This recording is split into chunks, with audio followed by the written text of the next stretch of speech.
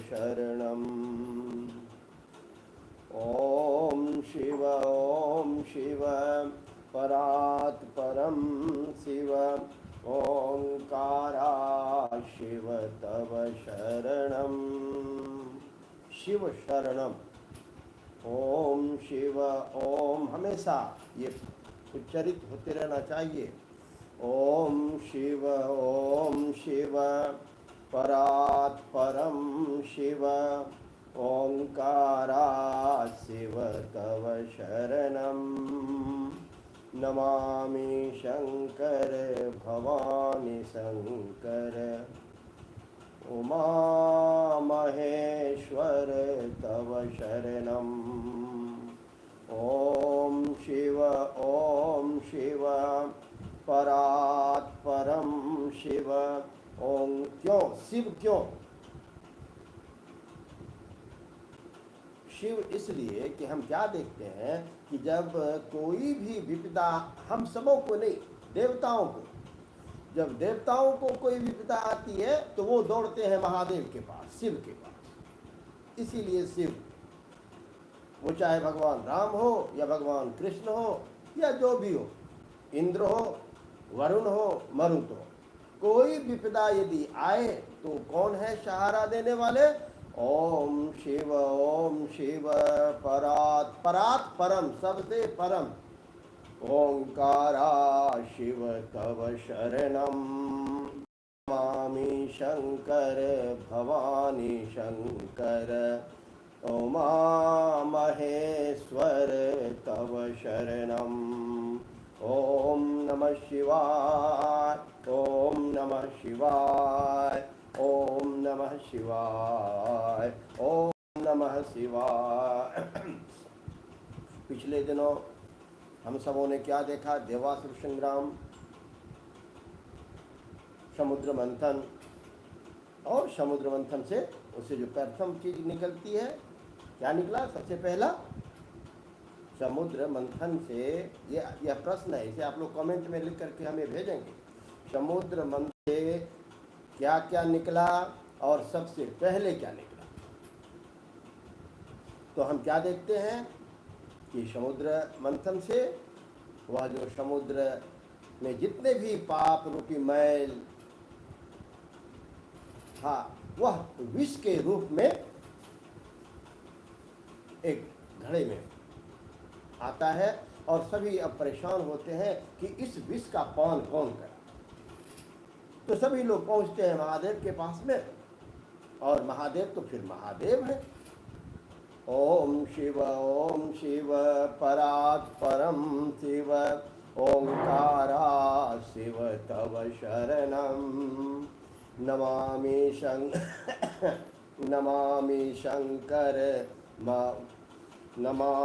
शंकर भवानी शंकर उमा महेश्वर तव शरणम्।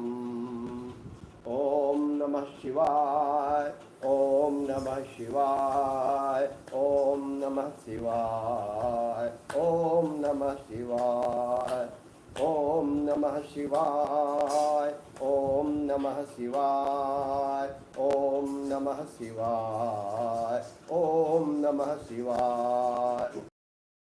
तो क्या देखा हम सबों ने कि भगवान शिव, भगवान महादेव, भगवान शंकर आते हैं और वो विष का पान कर लेते हैं।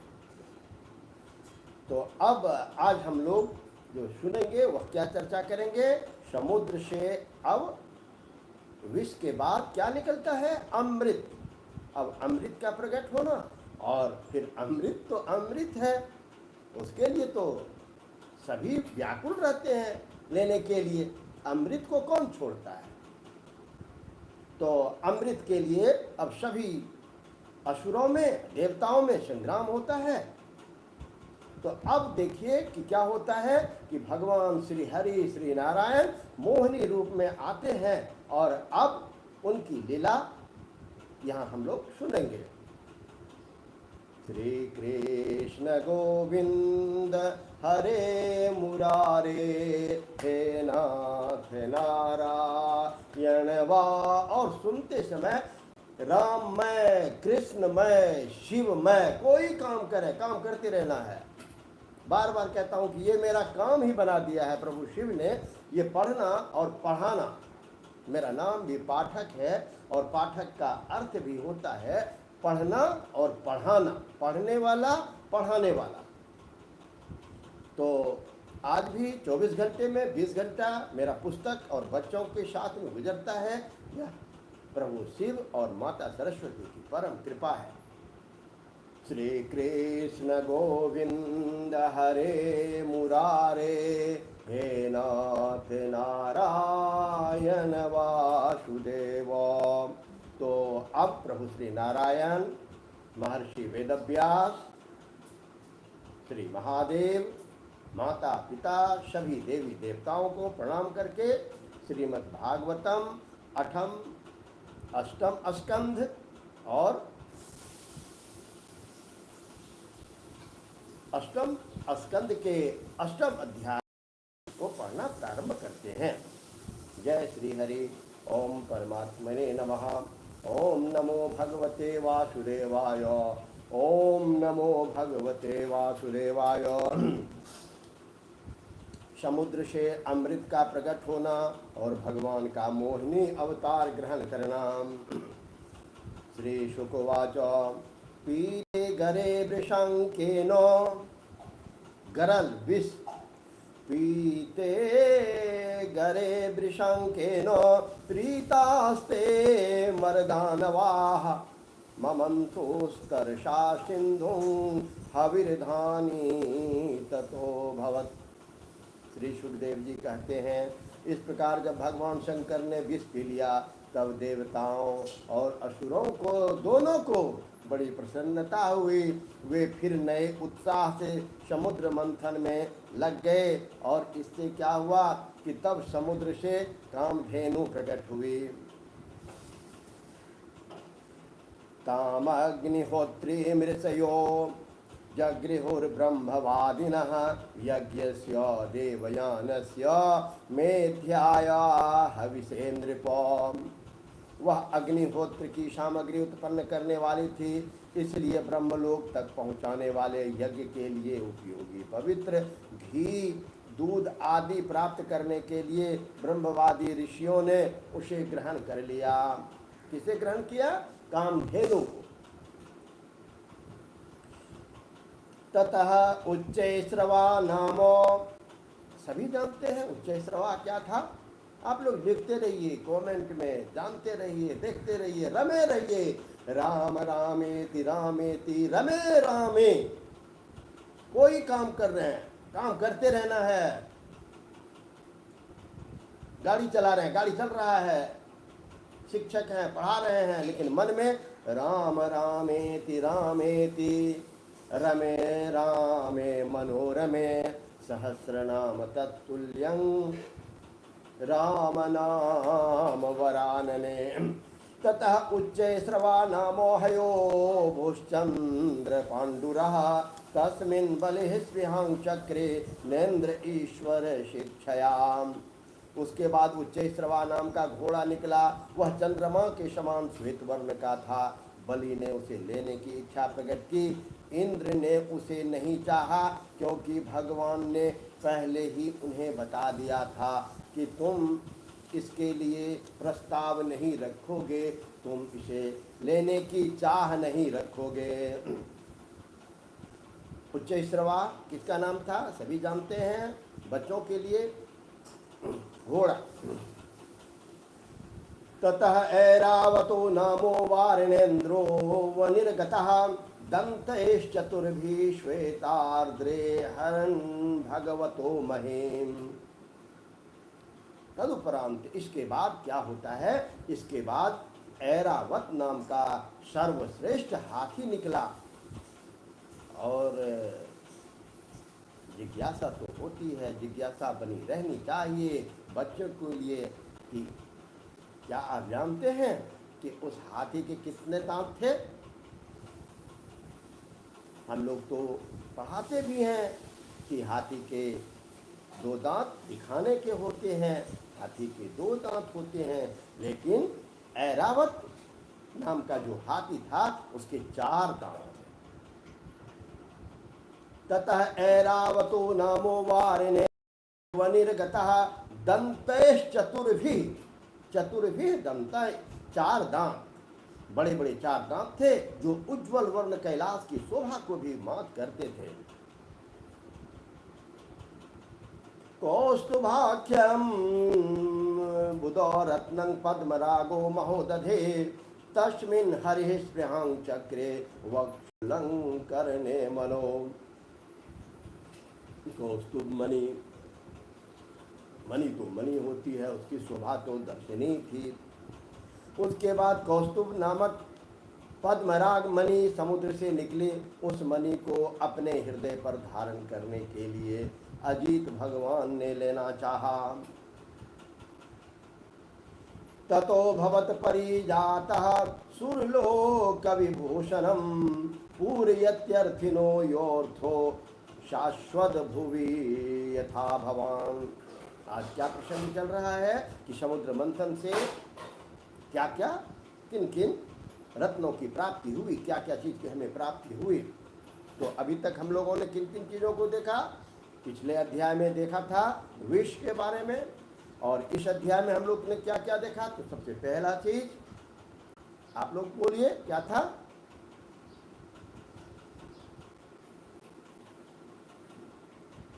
दूसरा में जब समुद्र मंथन हुआ तो उसमें कुल कितने रत्न निकले? और प्रथम तो विष था, और दूसरा क्या था, तीसरा क्या था, और चौथा क्या था?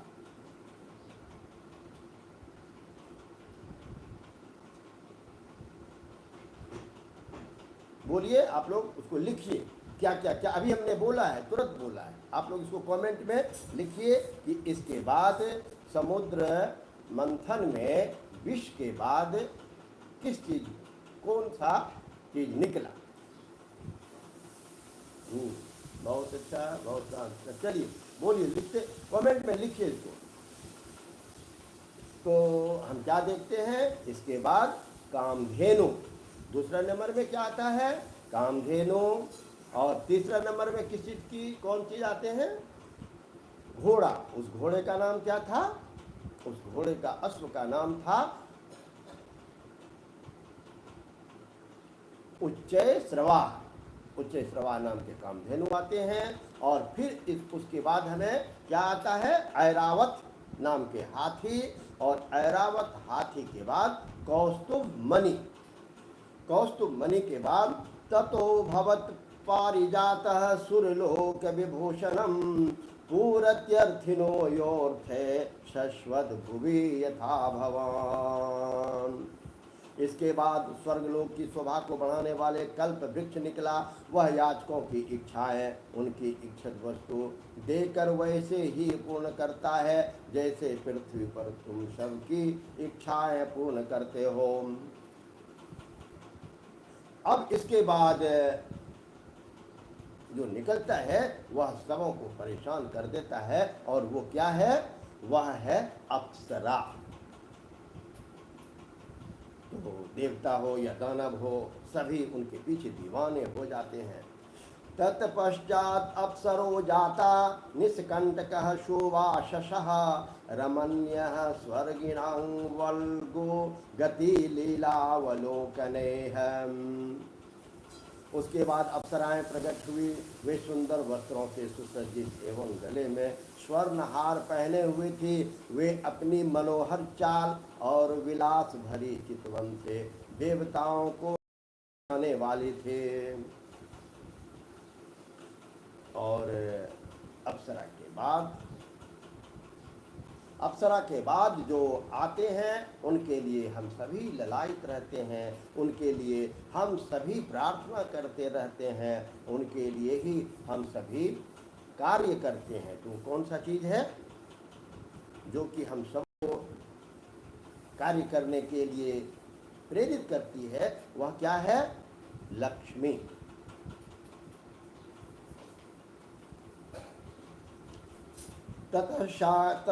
ततश्चाविर्भूत साक्षाद्री रमा भगवत परा रंजयन्ति दिशः कांत्या विद्युत सौदामणि यथा।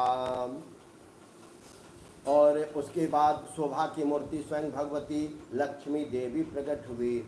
वे भगवान की नित्य शक्ति हैं। उनकी बिजली के समान चमकीली छटा से दिशाएं जगमगा उठी। तस्यां चक्रोस्पृहां सर्वे सोऽसुरासुर मानवाः रूपोदार्य वयो वर्णम महिमां क्षिप्त चेतसः। उनके सौंदर्य, औदार्य, यौवन, रंग रूप और महिमा से सबका चित्त खिंच गया। देवता, असुर, मनुष्य सभी ने चाहा कि क्या चाहा कि वो हमें मिल जाए। सभी देवता, असुर और हम मनुष्य सभी चाहने लगे कि वो हमारे पास चले आए। श्रीमन्नारायण नारायण नारायण, श्रीमन्नारायण नारायण नारायण, श्रीमन्नारायण नारायण नारायण, श्रीमन्नारायण नारायण नारायण, श्रीमन्नारायण श्रीमन्नारायण। ओम नमो नारायणाय। तस्यासनं मासिन्निमानिन्ये महेन्द्रो महदुद्भुतं मूर्तिमत्यः सरीचेष्टः हेमकुंभैर्जलं शुचिः। स्वयं इंद्र अपने हाथों से, किनके लिए? लक्ष्मी के लिए। स्वयं इंद्र अपने हाथों से उनके बैठने के लिए बड़ा विचित्र आसन ले आए। श्रेष्ठ नदियों ने मूर्तिमान होकर उनके अभिषेक करने के लिए सोने के घड़ों में भर भर कर पवित्र जल ला दिया। अभिषेचनिका भूमि राहरत सकलौषधि गावः पंच पवित्राणि वसंतो मधुमाधवो। ऋषयः कल्पयां चुक्र अभिषेकं यथा विधि जगुर्भद्राणि गंधर्वा नट्यश्च नेनृतुर्जगुः। मेघा मृदंग पनव मुरजानक गोमुखान् व्यनादयन् शंख वेणु वीणास्तु मूलनीश्वरान्। ततोऽभिषिचतुर्देवीं श्रियं पद्मकरां सतीं दिग्भिः पूर्णकलशो सुप्तवाक्य द्विजेरितः। पृथ्वी ने अभिषेक के योग्य सब औषधियाँ दी। गौवों ने पंचगव्य और वसंत ऋतु ने चैत्र वैशाख में होने वाले सब फूल उपस्थित कर दिए। इन सामग्रियों से ऋषियों ने विधि पूर्वक उनका अभिषेक संपन्न किया। गंधर्वों ने मंगलमय संगीत की तान छेड़ दी। नर्तकियां नाच नाच कर गाने लगी। बादल सदेह होकर मृदंग, डमरू, ढोल, नगारे, शंख, वेणु, वीणा बड़े जोर जोर से बजाने लगे। तब भगवती लक्ष्मी देवी ने हाथ में कमल लेकर सिंहासन पर विराजमान हो गए। दिग्गजों ने जल से भरे कलशों से उनको स्नान कराया। उस समय ब्राह्मणगण वेद मंत्रों का पाठ कर रहे थे। ओम हिरण्यवर्ण सुवर्ण रजत प्रजां चंद्रां हिरण्मयीं लक्ष्मीं जात वेदो म आवह तां म आवह जात वेदो लक्ष्मीमनपगामनिं यस्यां हिरण्यं विन्देहं गाम स्वं पुरुषानहं पूर्वां रथं मध्यां हस्तिनाद प्रमोदनीं श्रियं देवीमुपावहे श्रीरमां देवीर्जोषतां कांक्षोस्मिताम् हिरण्यप्राकारामार्द्रां ज्वलन्तीं तृप्तां तर्पयन्तीं पद्मे स्थितां पद्मवर्णां तामिहोपावहे श्रियं चन्द्रां प्रभासां यशसा ज्वलन्तीं श्रियं लोके देवज्योष्टामुदारां तां पद्मनीमिं शरणं प्रपद्ये ओ लक्ष्मीरमे नश्यतां त्वं वृणे आदित्यवर्णे तपसोऽधिजातो वनस्पतिस्तव वृक्षोदविल्वः तस्य फलानि तपसानुदन्तो या अन्तरायाश्च बाह्या अलक्ष्मी उपैतो मां देवशखा कीर्तिश्च मनिना सह प्रादुर्भूतोऽस्मि राष्ट्रे स्मिन् कीर्तिं मृद्धिं ददातु मे क्षोत्पिपाशामलां ज्येष्ठां लक्ष्मीं नाशयाम्यहम् भूतिं समृद्धिं च सर्वाङ्निरनुद मे गृहात् गन्धद्वारां दुराधर्षां नित्यपुष्टां करिशनीम् ईश्वरीं सर्वभूतानां तामिहोपहवै श्रियं मनसः काममाकुतिं वाचः सत्यमसीमहि पशूनां रूपमन्नस्य मयि श्रीशयतां यशः रमेण प्रजा भूता मयि संभव कर्दमो श्रियं वासश्च। इस प्रकार से सभी देवताओं ने वैदिक मंत्रों के द्वारा माता श्री लक्ष्मी जी का अभिषेक करना शुरू कर दिया। समुद्र पीतकौशेय वाससी समुपाहरत वरुणः सृजं वैजयन्ती मधुना मत्त षट्पदां भूषणानि विचित्राणि विश्व। कौन कौन ने किन्होंने उनके लिए क्या क्या माता श्री लक्ष्मी के लिए क्या क्या चीज किया उनका वर्णन सुन रहे हैं। भूषणानि विचित्राणि विश्वकर्मा प्रजापति हारं सरस्वती पद्मजो नागाश्च कुंडले। प्रजापति विश्वकर्मा ने भांति भांति के गहने, माता सरस्वती ने मोतियों का हार, ब्रह्मा जी ने कमल और नागों ने 2 कुंडल समर्पित किए। आगे ये प्रश्न रखना है कि किन्होंने जब माता श्री लक्ष्मी का अभिषेक हो रहा था तो उस समय उन्हें किन किन देवताओं ने क्या क्या समर्पित किया। भूषणानि समुद्र पीतकौशेय, समुद्र ने पीले रेशमी वस्त्र, समुद्र पीतकौशेय वाससी समुपाहरत वरुणः सृजं वैजयन्तीं मधुना मत्त षट्पदां। समुद्र ने पीले रेशमी वस्त्र उनको पहनने के लिए दिए और वरुण ने ऐसी वैजयंती माला समर्पित की जिसकी मधुमय सुगंध से भौरे मतवाले हो रहे थे। भूषणानि विचित्राणि विश्वकर्मा प्रजापति हारं सरस्वती पद्मजो नागाश्च कुंडले। प्रजापति विश्वकर्मा ने भांति भांति के गहने, सरस्वती ने मोतियों का हार, ब्रह्मा जी ने कमल और नागों ने 2 कुंडल समर्पित किए।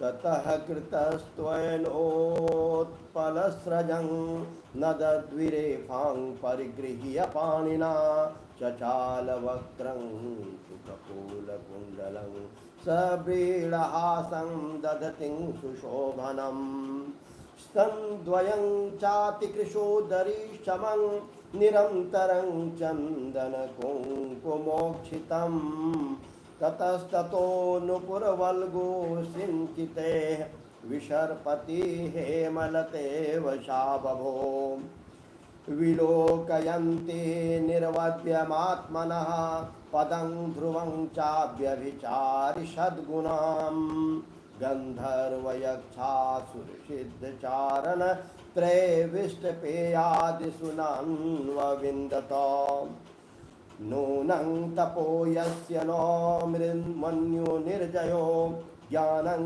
क्वचित् तच्च नो सङ्गवर्जितं कश्चिन महात्मस्य न कामनिर्जयः स ईश्वरं किं परतोऽप्यपाश्रयः धर्मः क्वचित् तत्र नो भूत सौहृदं त्यागः क्वचित् तत्र नो मुक्तिकारणं वीर्यं नपुंसोऽस्त्य वेगनिष्कृतं नो हि द्वितीयो गुणसंगवर्जितः।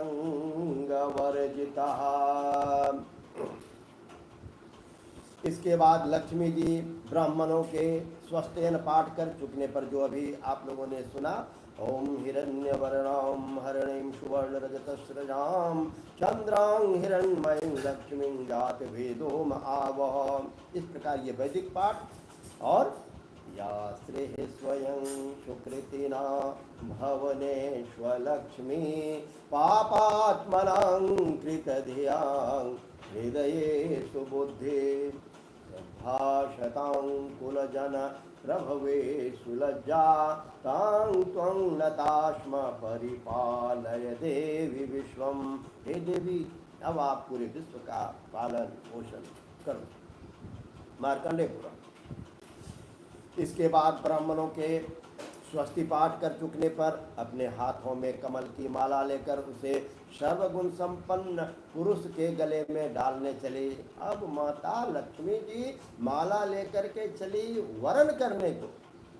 अब किन के पास वो माला और किन देवताओं के गले में वो माला पड़ेगी, यह तो अब आप समझ सकते हैं कि उस समय में सभी देवताओं की क्या स्थिति रही।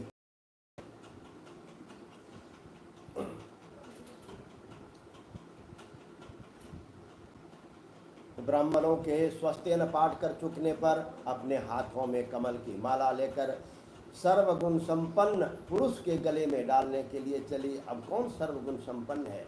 माला के आसपास उसकी सुगंध से मतवाले हुए भौरे गुंजार कर रहे थे। उस समय लक्ष्मी जी के मुख की शोभा अवर्णनीय हो रही थी।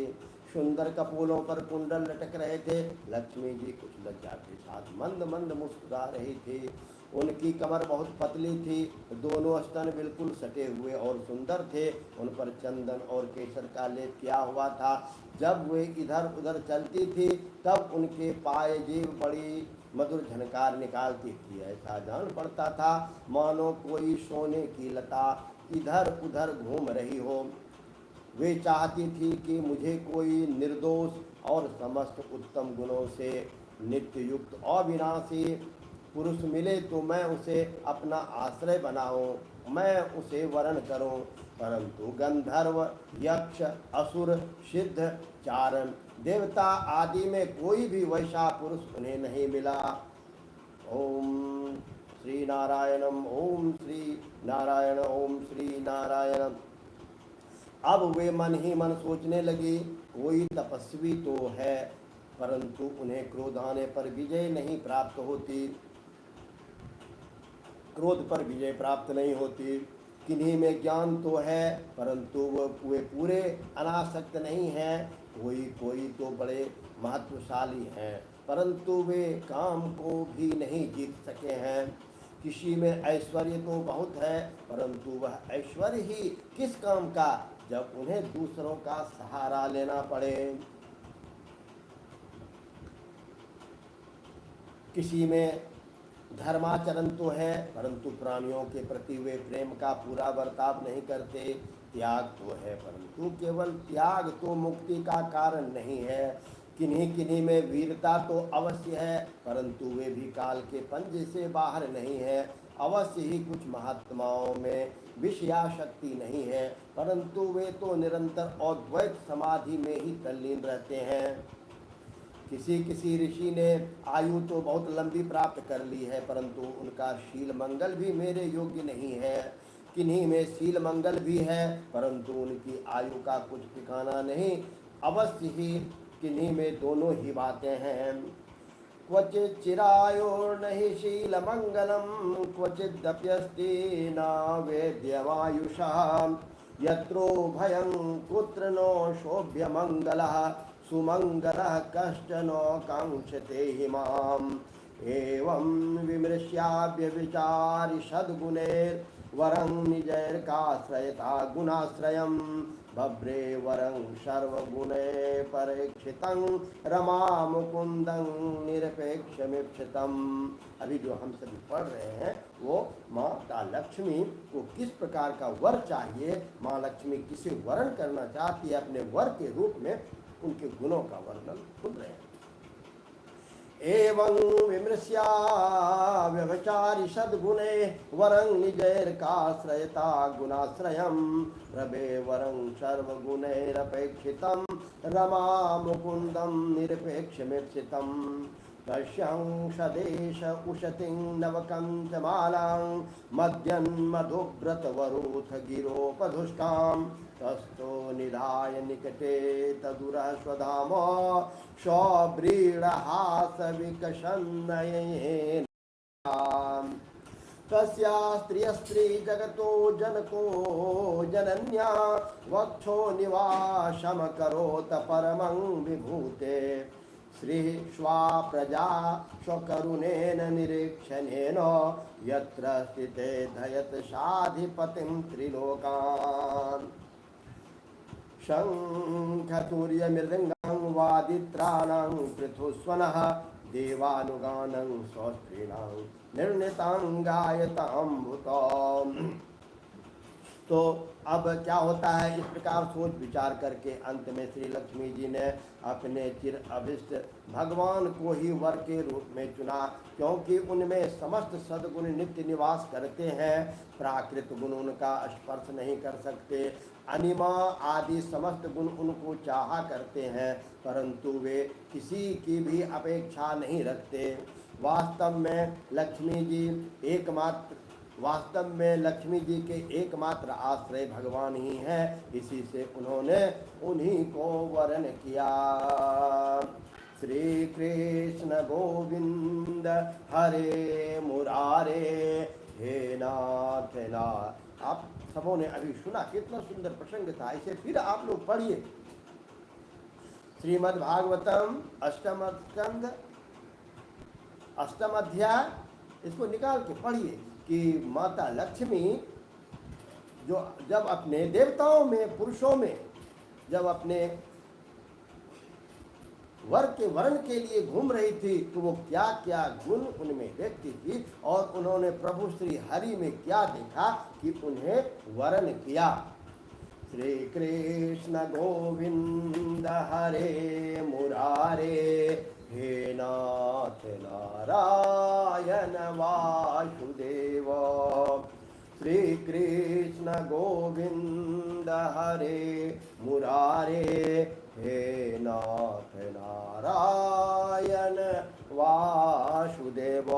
तो माता लक्ष्मी ने प्रभु श्री हरि श्री नारायण को अपने वर के रूप में वरण किया। ओम नमो नारायणाय। अब हम सभी उनके गुण को सुनेंगे।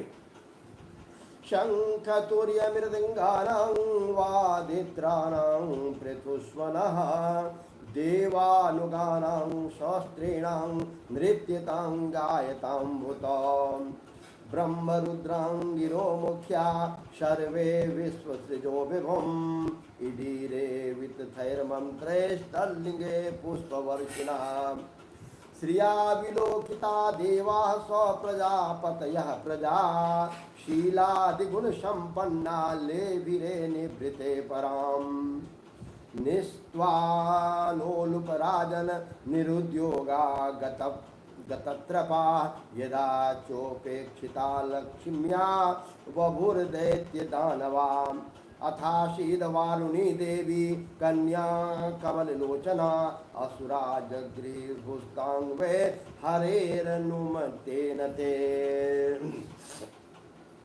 अब लक्ष्मी जी भगवान के गले में वह नवीन कमलों की सुंदर माला पहना दी, जिसके चारों ओर झुंड के झुंडवत वाले मधुकर गुंजार कर रहे थे। इसके बाद लज्जापूर्ण मुस्कान और प्रेम पूर्ण चितवन से अपने निवास स्थान उनके वक्ष स्थल को देखते हुए वे उनके पास खड़ी हो गए। जगत पिता भगवान ने जगजननी समस्त संपत्तियों के अधिष्ठात्री देवता श्री लक्ष्मी को अपने वक्ष स्थल से सर्वदा निवास करने का स्थान दिया। तो माता लक्ष्मी प्रभु श्री हरि के वक्ष स्थल पर विराज करती हैं। लक्ष्मी जी ने वहां विराजमान होकर अपनी करुणा भरी चितवन से तीनों लोकपति और अपनी प्यारी प्रजा की अभिवृद्धि की। उस समय शंख, तुरही, मृदंग आदि बाजे बजने लगे। गंधर्व अप्सराओं के साथ नाचने गाने लगे। इससे बड़ा भारी शब्द होने लगा। ब्रह्मा, रुद्र, अंगिरा आदि सब प्रजापति पुष्प वर्षा करते हुए भगवान के गुण, स्वरूप और लीला आदि के यथार्थ वर्णन करने वाले मंत्रों से उनकी स्तुति करने लगे। हरि ओम सहस्रशीर्षा पुरुषः सहस्राक्षः सहस्रपात् भूमिग्वं सर्वतः स्पृष्ट्वा ततिष्ठदशाङ्गुलं पुरुष एवेदग्वं सर्वं यद्भूतं यच्च भावयमुतामृतत्वशेषानो यदन्येनातिरोहति एता वानस्य महिमातो जयायांश्च पुरुषः पादोस्य विश्वा भूतानि त्रिपादस्यामृतं दिवि त्रिपाद ऊर्ध्व उदय पुरुषः पादोष्येहा भवत् पुनः ततो विश्वंगव्यक्रामत्सा शनान शने अभि ततो विराट जायतो विराजो अधिपुरुषः स जातो अत्यरिच्यतो पश्चात् भूमिर्मथो पुरः तस्मात् यज्ञात् सर्वभूतः समृतं पृषदाज्यं पशुस्तं चक्रे वायव्या नारण्यग्रन्याश्च ये तस्मात् यज्ञात् सर्वभूतः समृतं पृषदाज्यं पशुस्तं चक्रे वायव्या नारण्यग्रम। इस प्रकार से प्रभु श्री नारायण का स्तुति करने लगे। ओम श्रीमन्नारायण नारायण नारायण श्रीमन्नारायण नारायण नारायण श्रीमन्नारायण नारायण नारायण श्रीमन्नारायण नारायण नारायण श्रीमन्नारायण नारायण नारायण। देवता, प्रजापति और प्रजा सभी लक्ष्मी जी के कृपा दृष्टि से शील आदि उत्तम गुणों से संपन्न होकर बहुत सुखी हो गए। इधर जब लक्ष्मी जी ने दैत्य और दानवों की उपेक्षा कर दी तो वे लोग निर्बल, उद्योग रहित, निर्लज्ज और लोभी हो गए। इसके बाद समुद्र मंथन करने पर कमल नयनी कन्या के रूप में वारुणी देवी प्रकट हुई। भगवान की अनुमति से दैत्यों ने उसे ले लिया। वारुणी देवी अथाशीत वारुणी देवी कन्या कमल लोचना असुरा जगृहस्तांग वे हरेरनुमति वे। हरि के, भगवान के आदेश से उस वारुणी देवी को असुरों ने, दैत्यों ने ले लिया। अथोत धर्मे थ्यमानात् काश्यपैर्मृतार्थिभिः उदिष्टन् महाराजो पुरुषः परमाद्भुतः दीर्घदोर्दण्डः दीर्घपीवरदोर्दण्डः कम्बुग्रीवोरुणेक्षणः श्यामलस्तरुणः स्रग्धि शर्वाभरणभूषितः पीतवासमहोरस्कः सोमृष्टमणिकुण्डलः स्निग्धकुञ्चितकेशान्तः सुभगः सिंहविक्रमः अमृतापूर्णकलं बिभ्रदवलयभूषितः सौ वै भगवतः साक्षात् विष्णोरसंसातसम्भवः धन्वन्तरीरिति ख्यातो आयुर्वेद दिग्भाग तमालोक्य सुरा सर्वे कलशंचामृताभवत् लिप्सन्तः सर्ववस्तूनि कलशं नितर्षाहरन् नीयमाने सुरस्तस्मिन् कलशे मृतभाजने विषन्न मनसो देवा हरे शरणमायुषः इति तदैन्यमालोक्य भगवान् भृत्य कामकृत माखिद्यत मितोऽर्थवः साधयिष्येष्वमायया मितः कलिरभूतेषां तदर्थे तर्षचेतसाम् अहं पूर्वं न त्वं न त्वामिति प्रभो देवा त्वं भागमर्हन्ति ये तुल्याय सहितवा क्षत्रयाग इव तस्मिन्नेष धर्म सनातनः इति स्वप्नत्यशेन्दन्यो दैतेया जातमत्सरा दुर्बला प्रबलान् राजन् गृहीत कलशान्मुः एतस्मिन्नन्तरे विष्णु सर्वोपाय विधीश्वरः योषिद्रूपमनिषेधं दधार परमाद्भुतम्। देवता और असुरों ने अमृत की इच्छा से जब और भी समुद्र मंथन किया तब उनमें से एक अत्यंत अलौकिक पुरुष प्रकट हुआ। उनकी भुजाएं लंबी एवं मोटी थी, उनका गला शंख के समान उतार चढ़ाव वाला था और आंखों में लालिमा थी। शरीर का रंग बड़ा सुंदर सांवला था। गले में माला, अंग अंग सब प्रकार के आभूषणों से सुसज्जित, शरीर पर पीतांबर, कानों में चमकीले मणियों के कुंडल, चौड़ी छाती, तरुण अवस्था, सिंह के समान पराक्रम, अनुपम सौंदर्य, चिकने और घुंघराले बाल लहराते हुए उस पुरुष की छवि बड़ी अनोखी थी। उसके हाथों में कंगन और अमृत से भरा हुआ कलश था। और वह कौन थे? वह साक्षात भगवान विष्णु के अंशावतार थे। और कौन हुए? धन्वंतरी। और वे ही आयुर्वेद के प्रवर्तक और यज्ञ भोक्ता धन्वंतरी के नाम से प्रसिद्ध हुए। जब दैत्यों की दृष्टि उन पर पड़ी तो उनके हाथ में अमृत से भरे हुए कलश पर पड़ी। तब उन्होंने शीघ्रता से बलात् उस पर अमृत के कलश को छीन लिया। वे तो पहले ही इस ताक में थे कि किसी तरह समुद्र मंथन से निकली हुई सभी वस्तुएं हमें मिल जाएं। जब असुर उस अमृत से भरे कलश को छीन ले गए तब क्या होता है? तब देवताओं का मन विषाद से भर गया। अब वे फिर भगवान के शरण में गए। उनकी दीन दशा को देखकर भक्त वत्सल भगवान ने कहा, हे देवताओं, तुम लोग खेद मत करो। मैं अपनी माया से उनको आपस में फूट डाल करके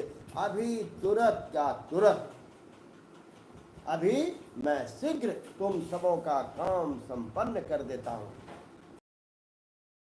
अमृत लोलुप दैत्यों ने उसके लिए आपस में झगड़ा खड़ा हो गया। सभी कहने लगे, पहले मैं पीऊंगा, पहले मैं, तुम नहीं, पहले मैं। उनमें जो दुर्बल थे वे उस बलवान दैत्यों का विरोध करने लगे जिन्होंने कलश छीनकर अपने हाथ में कर लिया था। वे ईर्ष्यावश धर्म की दुहाई देकर उनको रोकने और बार बार कहने लगे, भाई, देवताओं ने हमारे बराबर ही परिश्रम किया है, उनको भी यज्ञ भाग के समान इसमें से भाग हिस्सा मिलना चाहिए। यही सनातन धर्म है।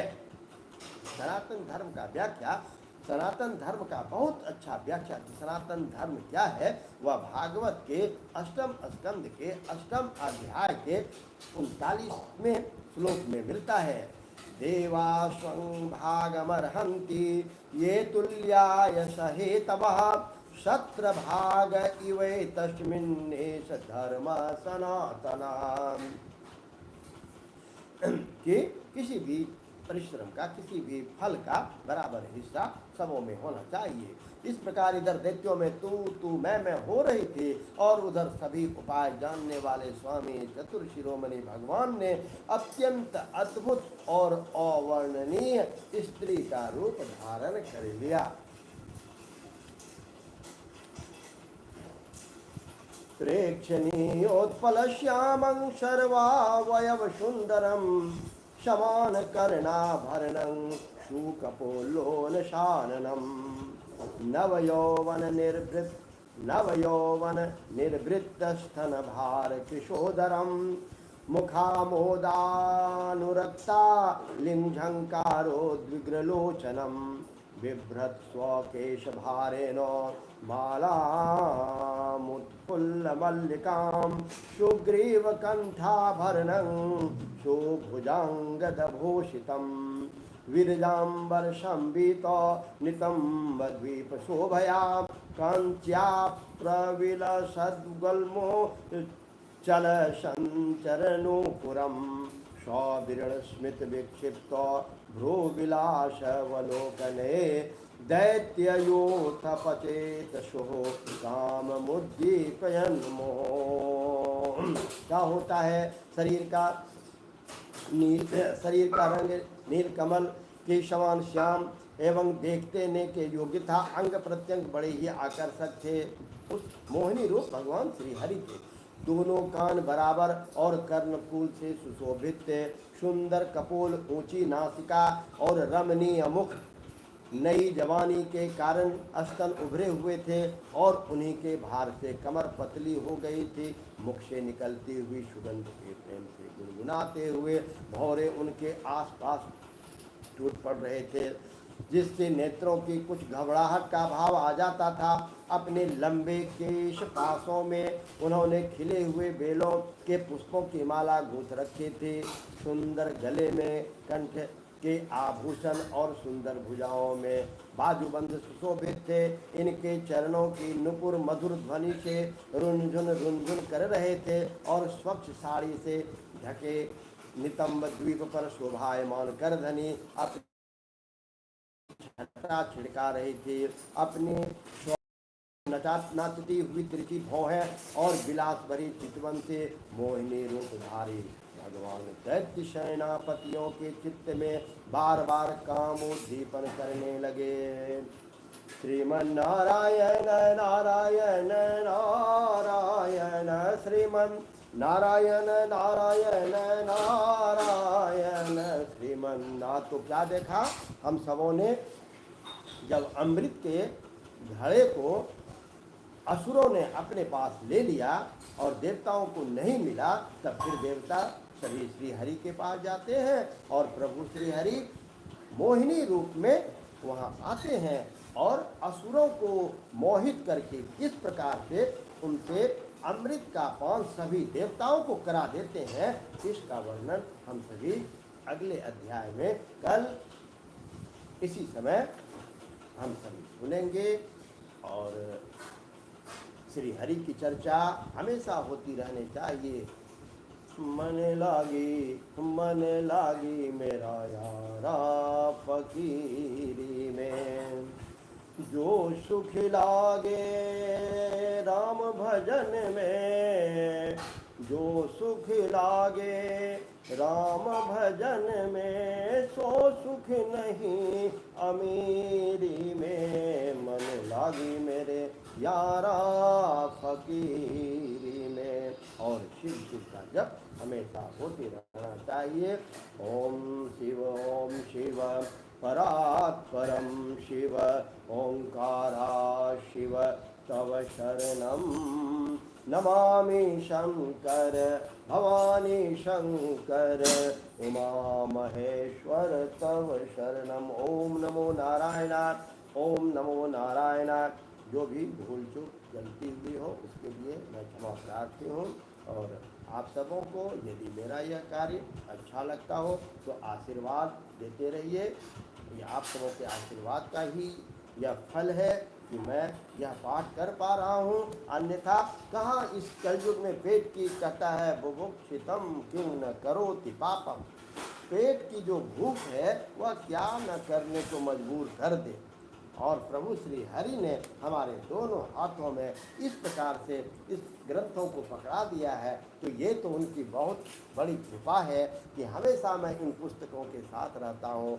ओम। और इसके लिए आप सबों का आशीर्वाद, आप सबों की शुभकामना काम करती है। ये आप ही सबों का आशीर्वाद का फल है कि मैं इस प्रकार से इतने अधिक समय तक श्री हरि की चर्चा में लगा रहता हूँ।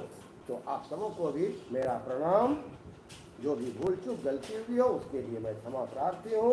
ओम नमो नारायणाय, ओम नमो नारायणाय, ओम नमो नारायणाय, ओम नमो नारायणाय, ओम नमो नारायणाय, ओम नमो नारायणाय, ओम नमो नारायणाय, ओम नमो नारायणाय।